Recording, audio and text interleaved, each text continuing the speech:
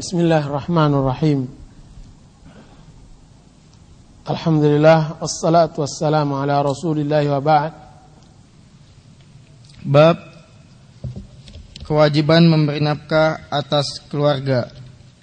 Hadis 300. Dari Abdullah bin Amr bin As radhiyallahu anhu, ia berkata bahwa Rasulullah sallallahu alaihi wasallam bersabda, "Cukuplah seorang itu dianggap berdosa apabila ia menyia-nyiakan orang yang menjadi tanggungannya."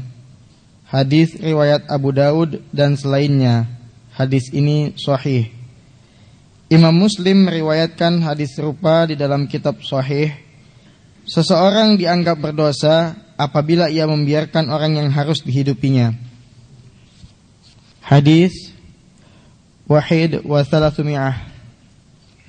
Wa an Abi Hurairah radhiyallahu anhu anna an-nabiy sallallahu alaihi wasallam qala: "Ma min yawmin yusbihul ibadu fihi illa malakani yanzilani fayaqul ahaduhuma Allahumma a'ti munfiqan khalafan wa yaqulul akhar Allahumma a'ti mumsikan talafan." Muttafaqun alaih. Hadis 301. Dari Abu Hurairah radhiyallahu anhu, Nabi sallallahu alaihi wasallam bersabda, "Setiap pagi ketika semua hamba Allah telah bangun, ada dua malaikat yang turun ke bumi. Yang satu berdoa, 'Ya Allah, berikanlah ganti kepada hambamu yang menafkahkan hartanya.' Yang lainnya berdoa, 'Ya Allah, berilah kebinasaan atas harta orang yang kikir.' Hadis riwayat Bukhari dan Muslim. Hadis Wahid wa Thalathumiyah. Wa anhu anin Nabi sallallahu alaihi wasallam qala: "Al-yadul ulya khairum min yadis sufla. Wabda biman ta'ul. Wa khairus sadaqati ma kana an dhahri ginan wa man yasta'fif yu'iffahu Allah wa man yastaghni yughnihi Allah." Rawahul Bukhari. Hadis 301. Dari Abu Hurairah radhiyallahu anhu, Nabi sallallahu alaihi wasallam bersabda, "Tangan yang di atas lebih mulia daripada tangan yang di bawah, dan utamakanlah orang yang menjadi tanggunganmu. Sebaik-baik sedekah adalah sedekah orang yang berkecukupan. Siapa saja yang menjaga kehormatan dirinya, maka Allah akan menjaga kehormatannya. Siapa saja yang merasa cukup, Allah akan mencukupinya." Hadis riwayat Bukhari. Bismillahirrahmanirrahim.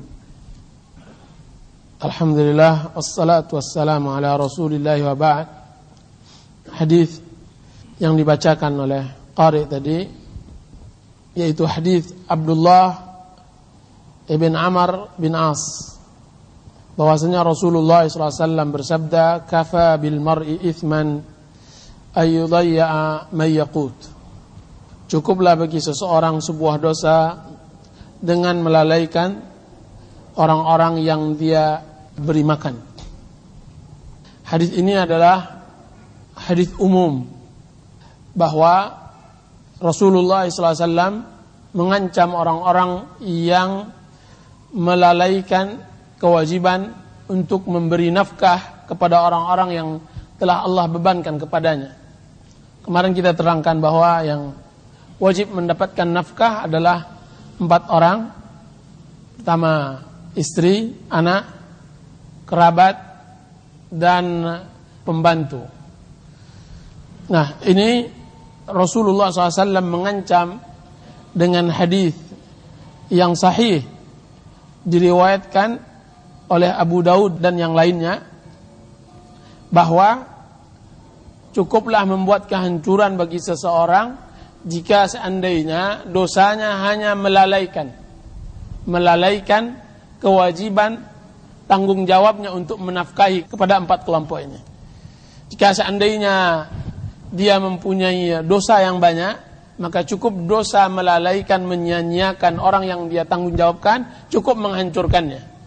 menunjukkan bahwa melalaikan dan menyia-nyiakan orang yang kita tanggungi hidupnya adalah sebuah dosa besar. Dosa yang menghancurkan seorang muslim di dalam kehidupan dunia maupun kehidupan akhiratnya. Hadis yang kedua hampir semakna dengannya, kafa bil mar'i.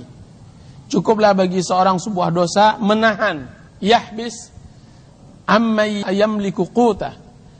Cukuplah bagi seseorang dosa dengan menahan. Ada perbedaan dua hadis ini. Yang pertama tadi dia melalaikan. Melalaikan berarti bisa saja dia tidak bekerja atau menyia-nyiakan dan tidak memperhatikan dan masa bodoh dengan kewajibannya sebagai seorang laki-laki yang bertanggung jawab kepada keluarganya dan bermalas-malasan untuk keluar mencari rezeki.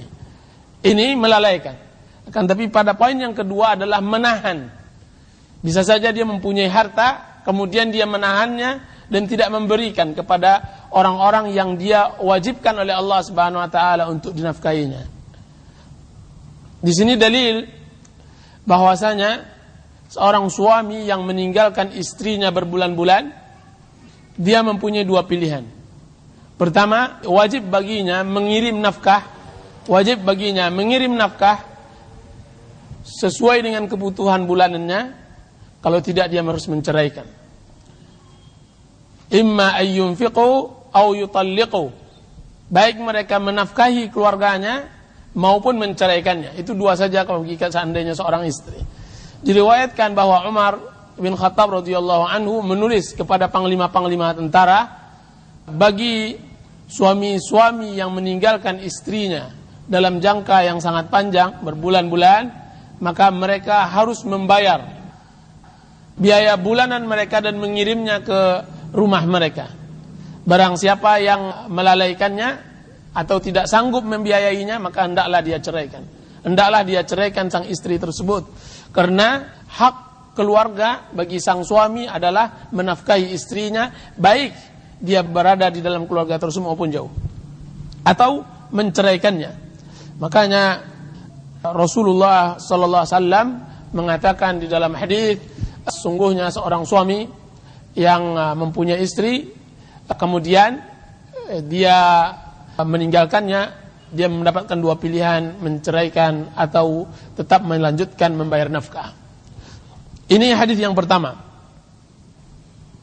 dan dia hadis yang ke-6 dari judul bab. Hadis yang ke-7 dari judul bab, yaitu Allah Subhanahu wa taala mewakilkan dua orang malaikat khusus mendoakan dan melaknat. Yang pertama mendoakan orang yang berinfak, dan yang kedua mendoakan keburukan bagi orang yang bakhil, yang tidak berinfak. Setiap pagi dan sorenya mereka mengucapkan Allahumma a'ti mumfikan khalafa. Ya Allah, berikan orang yang berinfak sebagai penggantinya, sebagai pengganti dari apa yang dia infakkan. Dan yang kalau malaikat yang satu lagi mengatakan Allahumma a'ti mumsikan talafa. Ya Allah, berikan kepada orang-orang yang menahan hartanya kehancuran. Makanya Rasulullah SAW mengatakan sesuai dengan doa satu malaikat ini, yaitu Rasulullah SAW bersabda, ma naqasa malun min sadaqah. Sesungguhnya harta tidak akan berkurang dari sedekah.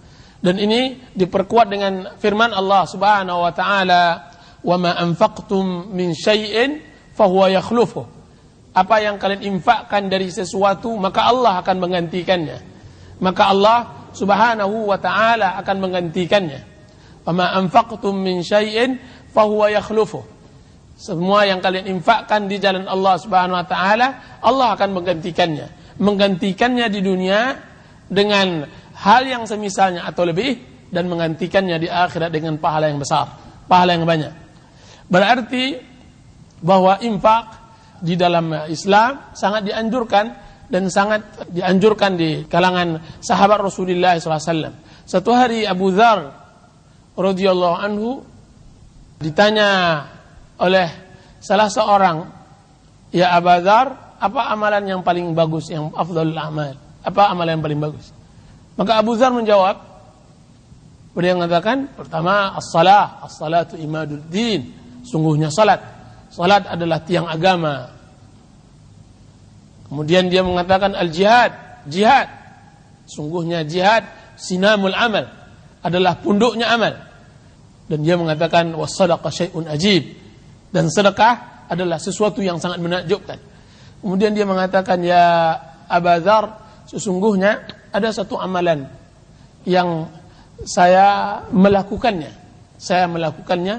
dan itu sangat mengagumkan bagi saya. Tidak engkau sebutkan di dalam amal-amalan yang engkau sebutkan tadi. Tidak engkau sebutkan di dalam jihad, tidak engkau sebutkan di dalam salat, tidak engkau sebutkan di dalam sedekah.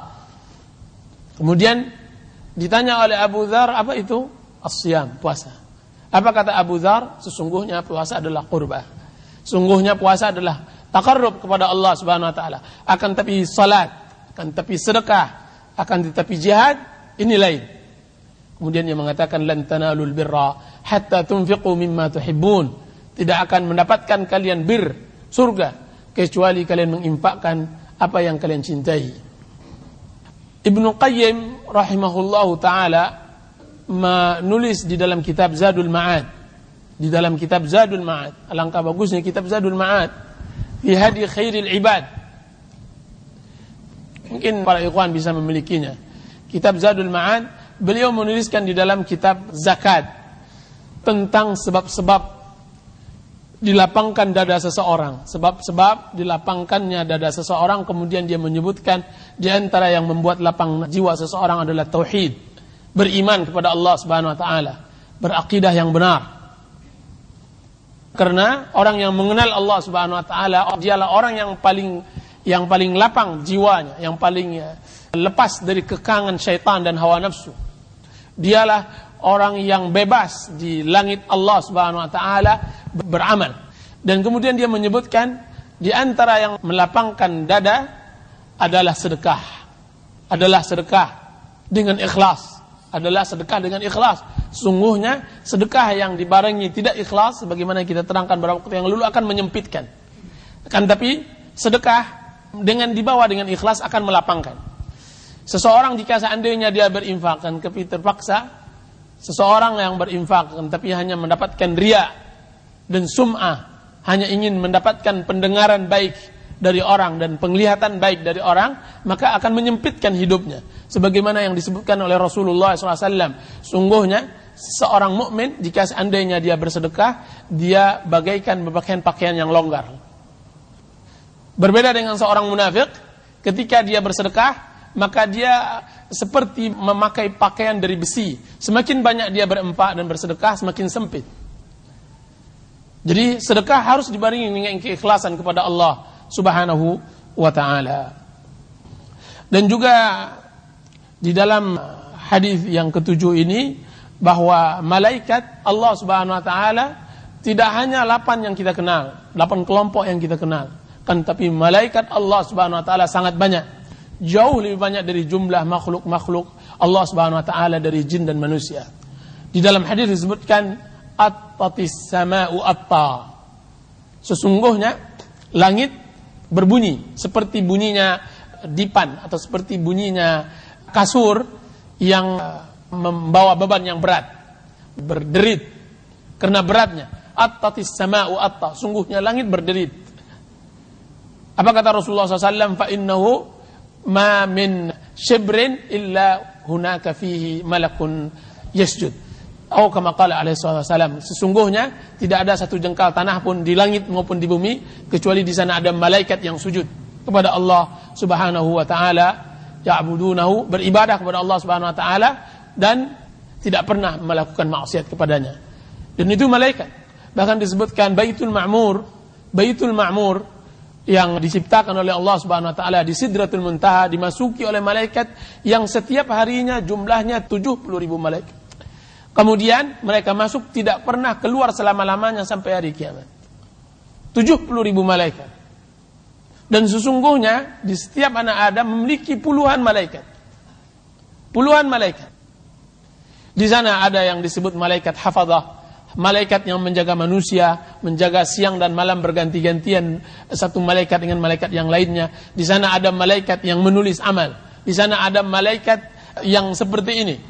Malaikat yang merintahkan untuk berbuat baik, malaikat yang mendoakan, dan juga malaikat khusus untuk mendatangi majlis-majlis zikir. Sungguhnya malaikat ketika malaikat berjalan, ketika dia melihat majlis zikir, dia duduk, kemudian dia turuni dan dia naungi dengan rahmat Allah Subhanahu wa taala, berkah dan semacamnya. Dan dia mendoakan orang-orang yang hadir. Makanya Rasulullah SAW mengatakan, innallaha malaikatahu la yusalluna ala muallimin nasal khaira. Sungguhnya Allah dan malaikat mendoakan bagi orang-orang yang mengajarkan kebaikan. Malaikat di sini dia mendengar. Dan juga malaikat juga pada setiap Jumat ada yang menulis catat amal khusus untuk hari Jumat. Yang pertama kali masuk maka dia berikan onta, yang kedua masuk atau jam kedua masuk dia berikan kerbau, yang